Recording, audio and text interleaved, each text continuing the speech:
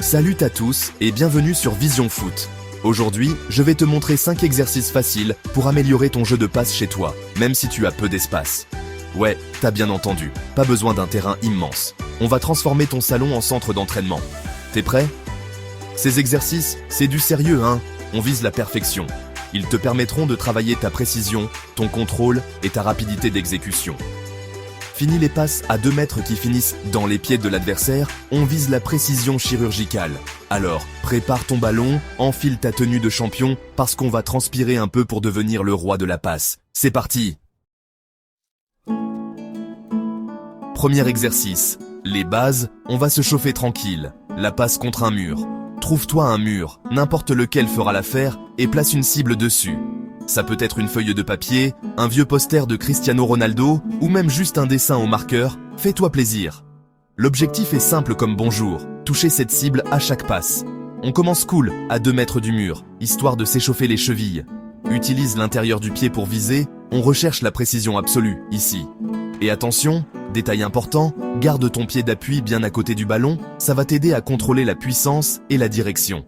Travaille d'abord avec ton pied droit, histoire de le réveiller en douceur, puis passe au pied gauche.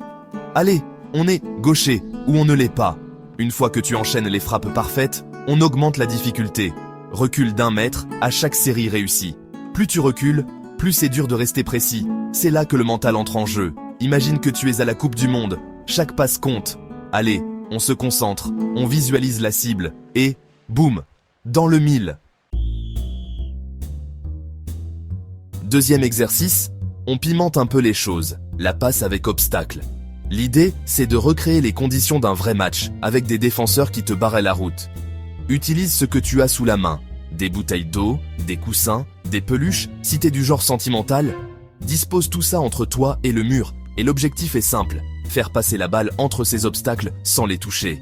Et attention, on ne se contente pas de balancer la balle n'importe comment. On veut du contrôle, de la précision, une passe digne de Xavi ou Iniesta. Regarde bien la trajectoire avant de frapper, visualise le chemin que la balle doit emprunter pour éviter les obstacles. Et surtout, enchaîne rapidement passe et contrôle après le rebond. L'idée, c'est de travailler ta réactivité, ta capacité à prendre des décisions rapidement, comme quand t'es sur le terrain et que t'as un adversaire qui te fonce dessus. Allez, on se bouge, on anticipe, on devient imprévisible. Troisième exercice, on passe au niveau supérieur, les passes avec effet. Ouais, tu sais, ces passes magiques qui contournent les défenseurs comme par magie. Eh ben, figure-toi que c'est pas si compliqué que ça en a l'air. On va utiliser l'intérieur ou l'extérieur du pied pour donner une trajectoire courbée à la balle.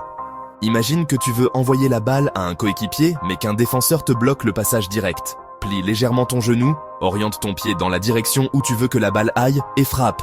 N'hésite pas à essayer différentes forces et différents angles pour voir comment la balle réagit.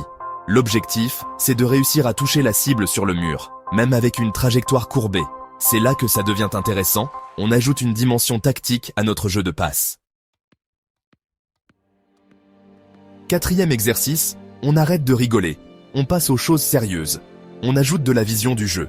Parce que bon, un bon joueur, c'est pas seulement un joueur qui sait faire des passes, c'est aussi un joueur qui voit le jeu, qui anticipe. Alors voilà ce qu'on va faire. Avant chaque passe, regarde autour de toi et dis à haute voix un chiffre ou une couleur placée près du mur. Ça peut être n'importe quoi, le numéro de ta maison, la couleur du canapé de ta grand-mère, peu importe.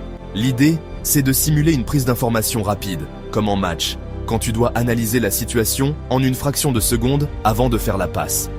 Essaie d'être le plus rapide et le plus précis possible. On veut que ça devienne un réflexe. Allez, on se concentre, on observe, on analyse, et boum! La passe parfaite au bon moment, c'est ça la clé du succès.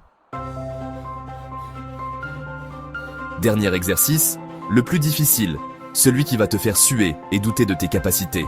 Le défi de précision. Prépare-toi psychologiquement, parce que là, on entre dans la cour des grands. Installe des cibles au sol. Plus petites elles sont, mieux c'est. Tu peux utiliser des chaussettes, des boîtes de conserve, des rouleaux de papier toilette.